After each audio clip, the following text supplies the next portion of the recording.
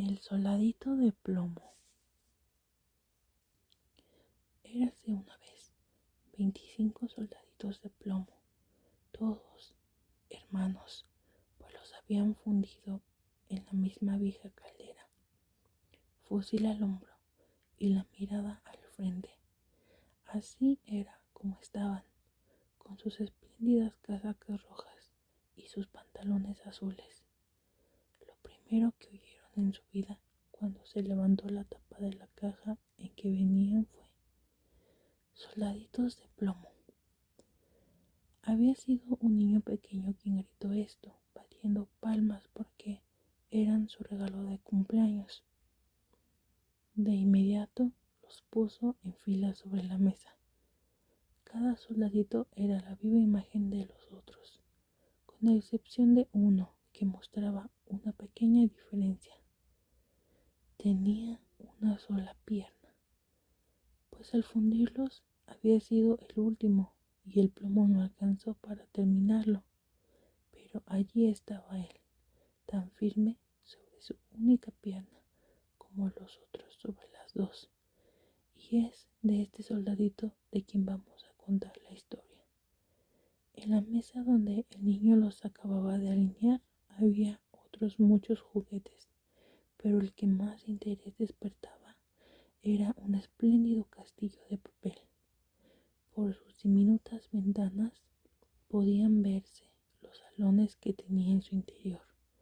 Al frente había unos arbolitos que rodeaban un pequeño espejo que hacía las veces de lago en el que se reflejaban, nadando unos blancos cisnes de cera.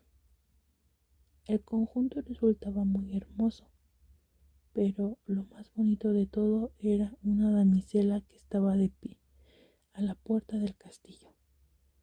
Ella también estaba hecha de papel, vestida con un vestido de clara y vaporosa muselina, con una estrecha cinta azul anudada sobre el hombro a manera de banda, en la que lucía una brillante lentejuela tan grande como su cara.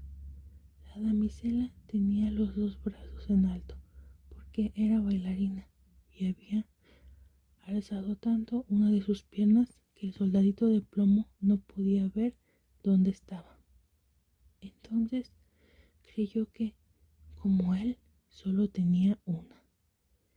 Esta es la mujer que me conviene como esposa, se dijo. Pero qué fina es, si esta vive en un castillo. Yo, en cambio, solo tengo una caja de cartón en la que ya habitamos 25. No es un lugar propio para ella. De todos modos, pase lo que pase, trataré de conocerla. Y se acostó cuán largo era detrás de una caja de tabaco que estaba sobre la mesa. Desde allí podía mirar a la elegante damisela que seguía parada sobre una sola pierna, sin perder el equilibrio. Finalmente, ya avanzada la noche, a los otros soldaditos de plomo los recogieron en su caja y toda su gente de la casa se fue a dormir. A esa hora los juguetes comenzaron sus juegos, recibiendo visitas, peleándose y bailando. Los soldaditos de plomo, que también querían participar de aquel alboroto, se esforzaron ruidosamente dentro de su caja, pero no consiguieron levantar la tapa. Los cascanueces daban saltos mortales y la tiza se divertía escribiendo bromas en la pizarra. Tanto ruido hicieron los juguetes que el canario se despertó y contribuyó al escándalo con unos trinos en verso. Los únicos que ni pestañearon siquiera fueron el soldadito de plomo y la bailarina. Ella permanecía erguida sobre la punta del pie, con los dos brazos al aire, y él no estaba menos firme sobre su única pierna, sin apartar un solo instante de ella sus ojos. De pronto el reloj dio las 12 campanadas de la medianoche y crack, se abrió la tapa de la caja de rape. Mas ¿Creen ustedes que contenía tabaco? No, lo que allí había era un duende negro, como un muñeco de resorte. Soldadito de plomo, gritó el duende, ¿quieres hacerme el favor de no mirar más a la bailarina? Pero el soldadito se hizo el sordo. Está bien, espera a mañana y ya verás, dijo el duende negro. Al otro día, cuando los niños se levantaron, alguien puso al soldadito de plomo en la ventana. Y ya fuese obra del duende o de la corriente de aire, la ventana se abrió de repente y el soldadito se precipitó de cabeza desde el tercer piso. Fue una caída terrible. Quedó con su única pierna en alto descansando sobre el casco y con la bayoneta clavada entre dos adoquines de la calle.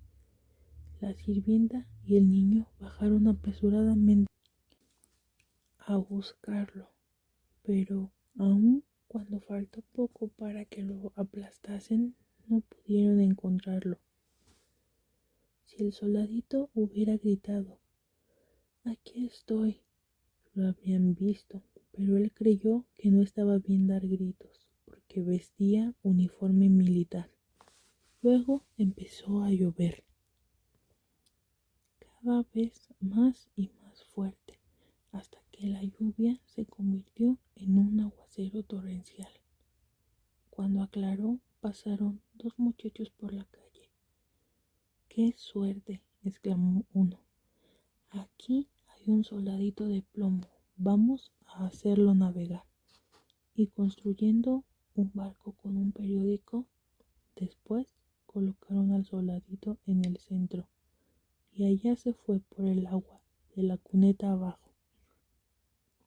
Mientras los dos muchachos corrían a su lado, dando palmadas. ¡Santo cielo! Cómo se arremolinaban las olas de la cuneta y qué corriente tan fuerte había. Bueno, después de todo ya le había caído un buen baño. El barquito de papel saltaba arriba y abajo. A veces giraba con tanta rapidez que el soldadito sentía vértigos, pero continuaba firme y sin mover un músculo, mirando hacia adelante, siempre con el fusil al hombro. De buenas a primeras, el barquillo se adentró por una ancha alcantarilla, tan oscura como su propia caja de cartón. Me gustaría saber a dónde iría a parar, pensó. Apostaría a que el duende tiene la culpa. Sí, al menos la pequeña bailarina estuviera aquí, en el bote, conmigo, no me importaría que este fuese todavía más oscuro. Precisamente en ese momento apareció una enorme rata que vivía en el túnel de la alcantarilla. ¿Dónde está tu pasaporte?, preguntó la rata. A ver, enséñame tu pasaporte. Pero el soldadito de plomo no respondió, solo apretó su fusil con más fuerza que nunca, y el barco se precipitó, perseguido de cerca por la rata. Ah, había que ver cómo rechinaba los dientes y cómo les gritaba a las estaquitas y pajas que pasaban por allí. Deténgalo, deténgalo, no ha pagado el peaje, no ha enseñado el pasaporte. La corriente se hacía más fuerte y más fuerte. El soldadito de plomo podía ya percibir la luz del día, allá en el sitio donde acababa el túnel. Pero a la vez escuchó un sonido atronador, capaz de desanimar al más valiente de los hombres. Imagínense ustedes, justamente donde terminaba la alcantarilla, el agua se precipitaba en un inmenso canal. Aquello era tan peligroso para el soldadito de plomo como para nosotros, el arriesgarnos en un bote por una gigantesca catarata. En ese momento estaba ya tan cerca de caer que no logró detenerse y el barco se abalanzó al canal. El pobre soldadito de plomo se mantuvo tan derecho como pudo. Nadie diría nunca de él que había pestañeado siquiera. El barco dio 2 o 3 vueltas y se llenó de agua hasta los bordes.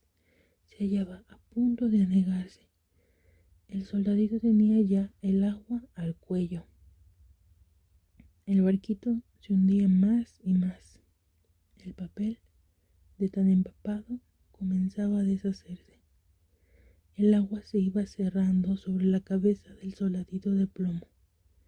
Y éste pensó en la linda bailarina a la que no vería más. Entonces una antigua canción resonó en sus oídos. Adelante, guerrero valiente, adelante, te aguarda la muerte. En ese momento el papel acabó de deshacerse en pedazos y el soldadito se hundió, solo para que al instante un gran pez se lo tragara. Oh, qué oscuridad había allí dentro. Era peor aún que el túnel y terriblemente incómodo por lo estrecho. Pero el soldadito de plomo se mantuvo firme, siempre con su fusil al hombro, aunque estaba tendido cuán largo era. De súbito el pez se agitó, haciendo las más extrañas contorsiones y dando unas vueltas terribles hasta que por fin quedó inmóvil.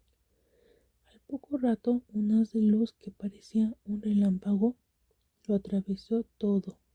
Brilló de nuevo la luz del día y se oyó que alguien gritaba. Un soldadito de plomo. El pez había sido pescado, llevado al mercado y vendido. Ahora se encontraba en la cocina, donde la sirvienta lo había abierto con un cuchillo. Esta cogió con 2 dedos al soldadito por la cintura y lo condujo a la sala, donde todo el mundo quería ver a aquel hombre extraordinario que se dedicaba a viajar dentro de un pez. Pero el soldadito no le daba la menor importancia a todo aquello.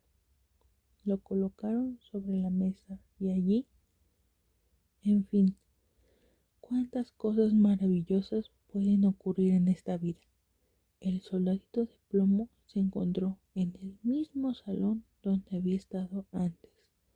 Ahí estaban todos, los mismos niños, los mismos juguetes sobre la mesa y el mismo hermoso castillo con la linda y pequeña bailarina que permanecía aún sobre una sola pierna y mantenía la otra extendida muy alto en los aires, pues ella había sido tan firme como él. Esto conmovió tanto al soldadito que estuvo a punto de llorar lágrimas de plomo, pero no lo hizo, porque no habría estado bien que un soldado llorase. La contempló y ella le devolvió la mirada, pero ninguno dijo una palabra. De pronto, uno de los niños agarró al soldadito de plomo y lo arrojó de cabeza a la chimenea. No tuvo motivo alguno para hacerlo, por supuesto. Era aquel muñeco de resorte el que lo había movido a ello. El soldadito se halló en medio de intensos resplandores. Sintió un calor terrible, aunque no supo si era a causa del fuego o del amor. Había perdido todos los brillantes colores sin que nadie pudiese afirmar si a consecuencia del viaje o de sus sufrimientos. Entonces miró a la bailarina. Lo miró ella y el soldadito sintió que se derretía, pero continuó impávido con su fusil al hombro.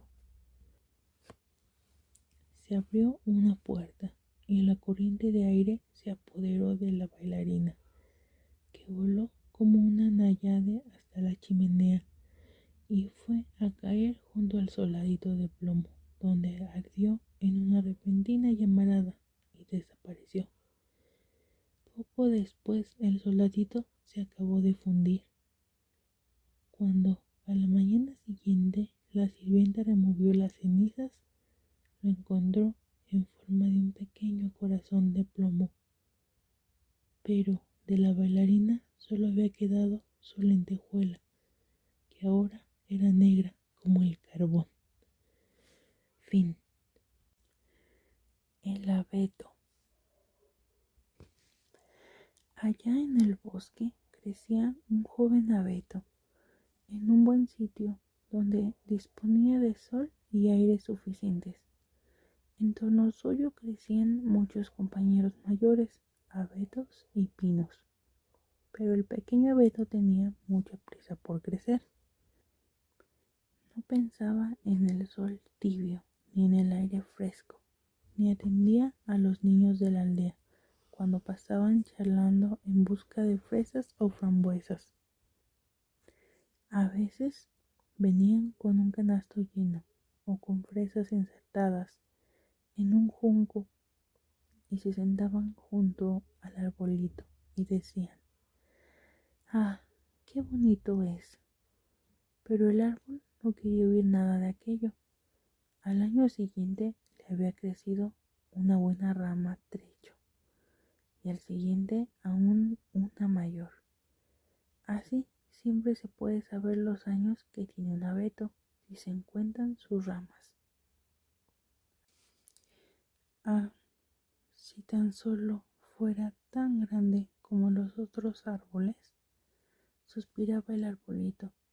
Si pudiera extender las ramas en torno mío y ver con la copa el ancho mundo, los pájaros anidarían en mis ramas, y cuando soplase el viento movería mi copa con tanta solemnidad como ellos. No disfrutaba con los rayos del sol, ni con los pájaros, ni con las nubes rojas que al amanecer y en el ocaso del día circulaban sobre él. Así, cuando llegó el invierno y la blanca nieve centelleaba a su alrededor, venía corriendo con frecuencia una liebre y daba saltos sobre el arbolito. Oh, era tan fastidioso. Pero pasaron 2 inviernos y al tercero el árbol era tan grande que la liebre tuvo que correr alrededor suyo. Oh, crecer, crecer, hacerse grande y viejo era el único placer de este mundo, pensaba el árbol. En otoño venían siempre los leñadores y cortaban algunos de los árboles más grandes. Pasaba cada año y el joven abeto, que ya había crecido mucho, se estremecía al verlo, porque los grandes y espléndidos árboles caían a tierra como un estrepitoso crujido. Les cortaban las ramas y parecían desnudos, largos y delgados. Apenas si se los reconocía, pero eran colocados en los carros y los caballos los sacaban del bosque. ¿A dónde iban? ¿Qué destino les esperaba? En primavera, cuando llegaban las golondrinas y la cigüeña, les preguntó el árbol: ¿saben a dónde los llevan? ¿Los han visto? Las golondrinas no sabían nada, pero la cigüeña se quedó pensativa, afirmó con la cabeza y dijo: sí, creo que sí. He encontrado muchos barcos nuevos cuando volaba a Egipto. Tenían magníficos mástiles. Yo diría que eran ellos. Olían a abeto. Puedo felicitarte efusivamente, pues, con qué majestad se alzaban. Ah, si tan solo yo fuese lo suficientemente grande para volar sobre el mar. ¿Cómo es el mar? ¿A qué se parece? Bueno, es tan difícil de explicar, dijo la cigüeña, y se marchó. Cosa de tu juventud, dijeron los rayos del sol. Alégrate de tu estatura y de la vida joven que hay en ti. Entonces el viento besó el árbol y derramó lágrimas sobre él, pero el abeto no entendía. Cuando se aproximaba la Navidad, fueron cortados muchos árboles jóvenes, árboles que con frecuencia no eran mayores ni de más edad que este abeto, que no tenía paz ni descanso, sino que siempre quería marcharse. Estos jóvenes árboles, que eran precisamente los más hermosos, conservaban siempre sus ramas. Eran colocados en los carros y los caballos los sacaban del bosque. ¿A dónde irán?, se preguntaba el abeto. No son mayores que yo. Incluso hay uno que es más pequeño. ¿Por qué conservan todas sus ramas? ¿A dónde los llevan? Nosotros lo sabemos, piaron los gorriones. Hemos estado mirando por las ventanas allá en la ciudad. Nosotros sabemos dónde los llevan. Oh, les espera el más grande esplendor y gloria que pueda imaginarse. Hemos mirado por las ventanas y hemos visto que los colocan en medio de confortables salones y los adornan con las cosas más preciosas, como manzanas doradas, bollos de miel, juguetes y cientos de luces. ¿Y después?, preguntó el abeto, temblando con todas sus ramas. ¿Y después? ¿Qué ocurre después? En realidad no hemos visto más, pero era maravilloso. ¿Me tocará ir por este deslumbrante camino?, se regocijaba el árbol. Es mejor aún que cruzar el mar. Me muero de ganas de que llegue la Navidad.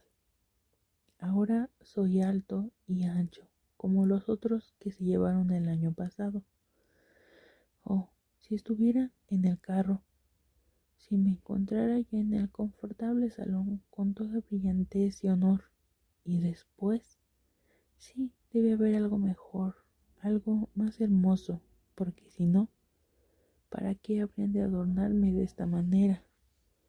Tiene que ocurrir algo más grande, más esplendoroso. ¿Pero qué? Oh, cómo lo deseo, cómo lo ansío. Ni yo mismo sé lo que me ocurre. Disfrútame, dijeron el aire y el sol. Alégrate con tu fresca juventud al aire. Pero no gozaba de nada, crecía y crecía. Invierno y verano, se mantenía verde, verde oscuro. Al verlo, la gente decía: ¡qué árbol más hermoso! Y en Navidad fue el primero que cortaron. El hacha se hincó hondo en la madera. El árbol cayó a tierra con un gemido. El abeto sintió un pesar, un desmayo, y dejó de tener pensamientos felices. Sintió pena de ser arrancado de su hogar, del lugar donde había crecido. Sabía que nunca volvería a ver a sus queridos compañeros, ni los pequeños arbustos y flores que crecían en alrededor suyo, y quizás ni siquiera las aves. La marcha no tenía nada de agradable. El árbol no volvió en sí hasta que, en el patio, descargado con los otros árboles, oyó decir a un hombre: «Es espléndido, elijamos este». Después vinieron unos criados totalmente uniformados y se llevaron el abeto a un hermoso salón. En torno a sus paredes colgaban retratos junto a la gran estufa de porcelana. Había grandes jarrones chinos con leones en las tapas. Había mecedoras, sofás forrados de seda, grandes mesas llenas de libros, con láminas y con juguetes, por valor de cientos de coronas. Por lo menos así lo decían los niños. Y el abeto fue plantado en una gran cuba llena de arena. Pero nadie podía ver que era una cuba porque la forraron con una tela verde y estaba colocada sobre una gran alfombra persa. ¿Cómo temblaba el árbol? ¿Qué iría a ocurrir? Tanto los criados como las señoritas de la casa vinieron a adornarlo.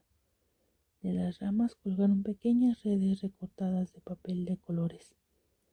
cada red estaba llena de caramelos, manzanas y nueces doradas. Colgaban como si hubieran crecido allí, y más de 100 velitas rojas, azules y blancas fueron fijadas en las ramas.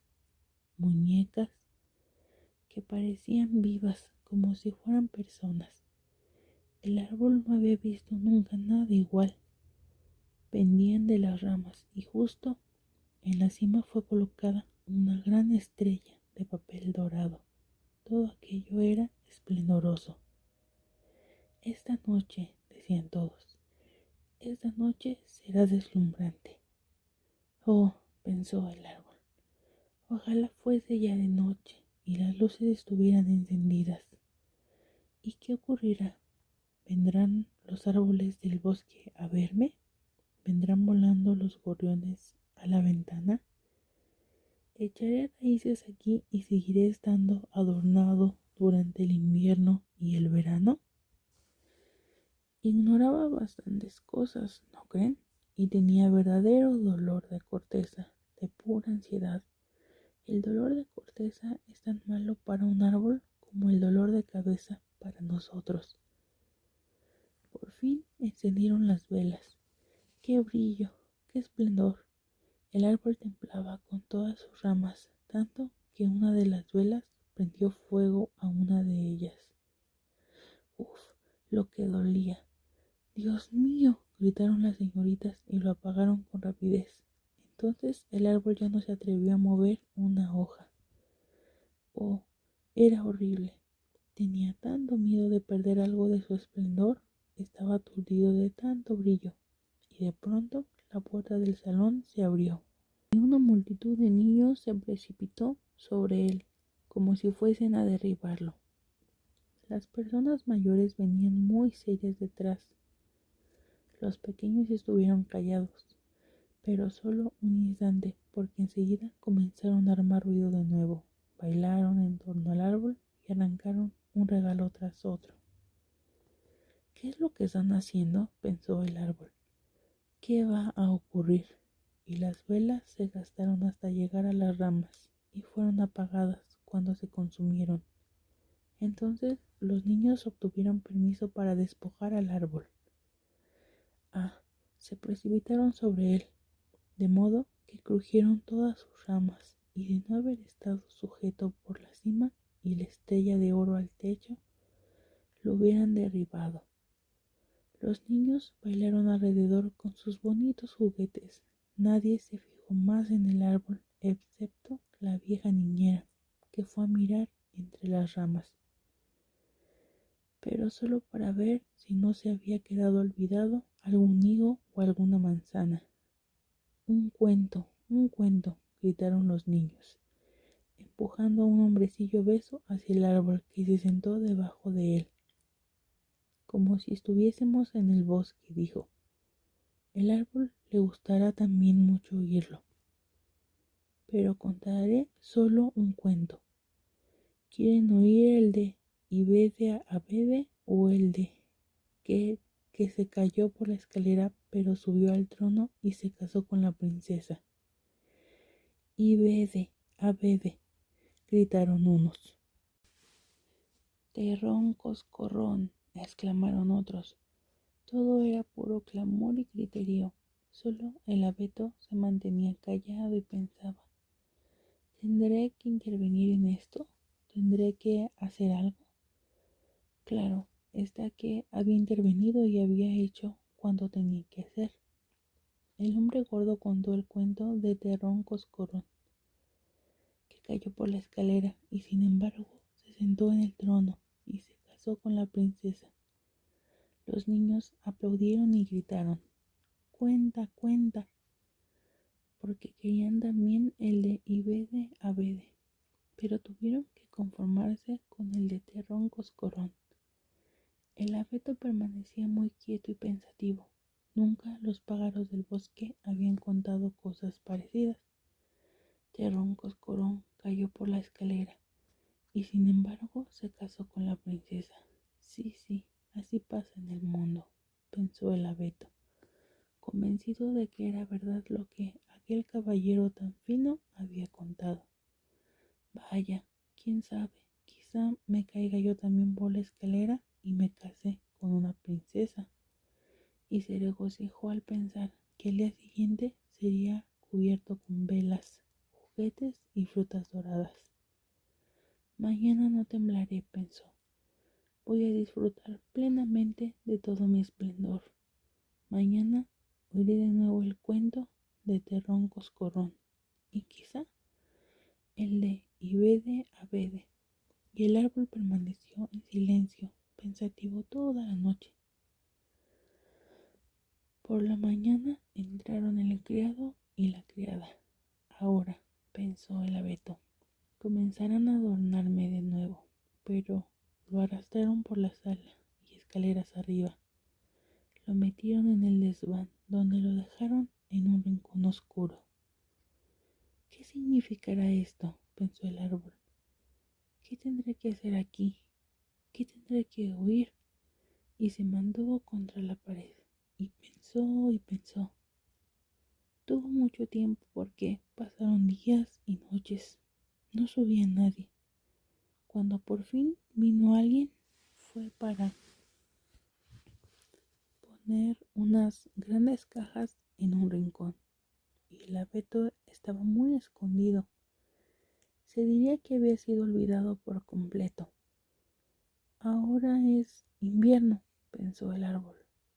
La tierra está dura y cubierta de nieve. Los hombres no pueden plantarme, por lo tanto tengo que estar aquí y esperar hasta la primavera. Qué bien pensado, qué inteligentes son los hombres. Si no estuviera esto tan oscuro y tan espantosamente solitario. Ni una pequeña liebre acierta a pasar. Era tan agradable allí en el bosque cuando había nieve y la liebre pasaba saltando. Sí, incluso cuando brincaba sobre mí, aunque no me gustara entonces. Esta soledad es insoportable. Pi, pi, dijo justo entonces un ratoncito asomándose. Y otro le siguió, olisquearon el abeto. Entonces se corretearon por entre las ramas. Hace un frío horrible, exclamó el ratoncito. De no ser por eso, se estaría muy bien aquí. ¿No es verdad, viejo abeto? Yo no soy viejo, dijo el abeto. Hay muchos que son más viejos que yo. ¿De dónde vienes?, preguntaron los ratones, pues eran terriblemente curiosos. ¿Y qué sabes? Háblanos del sitio más bonito de la tierra. ¿Has estado allí? ¿Has estado en la despensa donde hay quesos en los estantes y los jamones cuelgan del techo? ¿Donde se baila sobre velas de cebo y se entra muy delgado y se sale gordo, gordo? No lo conozco, dijo el árbol, pero conozco el bosque donde brilla el sol y donde cantan los pájaros. Y entonces les contó detalles de su juventud. Los ratoncitos no habían oído nunca nada semejante. Escucharon con la boca abierta y dijeron: «Oh, cuánto has visto, qué suerte has tenido». «¿Yo?», dijo el abeto y reflexionó sobre lo que había contado. Sí, después de todo, fueron tiempos muy divertidos. Después les explicó lo de la Nochebuena, cuando había sido adornado con velas y dulces. «Oh», dijeron los ratones, «qué suerte has tenido, viejo abeto». «Yo no soy viejo», exclamó el árbol. «Les diré que en este invierno en que he venido del bosque me encontraba en plena juventud. Apenas se había terminado de crecer». «Qué bien lo cuentas», dijeron los ratoncitos. Y la noche siguiente vinieron con 4 más para oír al árbol contar su historia. Y cuanto más contaba, más se acordaba de todo y pensaba: a pesar de todo, fueron tiempos muy divertidos, que seguro volverán. Terrón Coscorrón se cayó por la escalera y sin embargo se casó con la princesa. Quizá también yo me case con una. Y recordó a un gracioso abedul que crecía en el bosque y que para el abeto era una verdadera princesa. ¿Quién es Terroncoscorrón?, preguntaron los ratoncitos. Entonces el abeto les contó todo el cuento. Podía recordarlo palabra por palabra, y los ratoncitos estuvieron a punto de saltar hasta la cima del árbol, de tanto como les divirtió. La noche siguiente vinieron muchos ratones más, y el domingo incluso 2 ratas, pero dijeron que el cuento no era nada divertido, y esto puso muy triste a los ratoncitos, porque entonces también ellos pensaron que no era una gran cosa. ¿Y ese es el único cuento que sabes?, preguntaron las ratas. Solo ese, respondió el abeto. Lo oí contar durante mi noche más feliz, pero entonces no sabía lo feliz que era. Es un cuento malísimo. ¿No sabes ninguno sobre tocino y velas de cebo? ¿Ningún cuento de despensa? No, dijo el árbol. Pues muchas gracias, contestaron las ratas y se volvieron a casa. Al fin, hasta los ratoncitos dejaron también de venir, y entonces el árbol suspiró, pues era muy agradable ver sentados a mi alrededor a los traviesos ratoncitos, escuchando mis historias. Ahora también se han ido, aunque procuraré divertirme cuando vuelva a salir. Pero ¿cuándo iba a ocurrir aquello de volver a salir? Pues sí, ocurrió una mañana en que vino gente y revolvió en el desván. Quitaron las cajas y sacaron el árbol. Lo tiraron con pocos miramientos al suelo. Enseguida un criado lo arrojó por la escalera, donde había luz. Ahora comienza la vida de nuevo, pensó el árbol. Sintió el aire libre, los primeros rayos del sol, y entonces se encontró en el patio. Todo ocurrió tan rápido que el árbol se olvidó de mirarse. Tanto había que mirar alrededor. El patio daba a un jardín donde todo florecía. Las rosas colgaban frescas y fragantes sobre la barandilla. Los tilos estaban en flor y las golondrinas diciendo chuit, chuit, chuit. Ha venido mi marido, pero no se referían con ello al abeto. Ahora voy a vivir, gritó lleno de alegría, alargando sus ramas. Ay, pero ya estaban todas secas y amarillas. Él había caído en el rincón, entre la maleza y las ortigas. La estrella de papel dorado estaba todavía en la cima y brillaba al sol espléndido. En el patio jugaban algunos de los alegres niños que habían bailado en torno al árbol durante la Nochebuena y que tanto les había gustado. Uno de los pequeños corrió y arrancó la estrella de oro. Mira lo que todavía quedaba en el repugnante viejo árbol de Navidad, dijo, pisoteando las ramas que crujieron bajo sus botas. Y el árbol miró todo el esplendor de las flores y el frescor del jardín. Se miró a sí mismo y deseó no haber salido de su oscuro rincón en el desván. Entonces recordó su verde juventud en el bosque, la alegre Nochebuena y los ratoncitos que con tanto gusto había oído el cuento de Terroncoscorrón. Fin.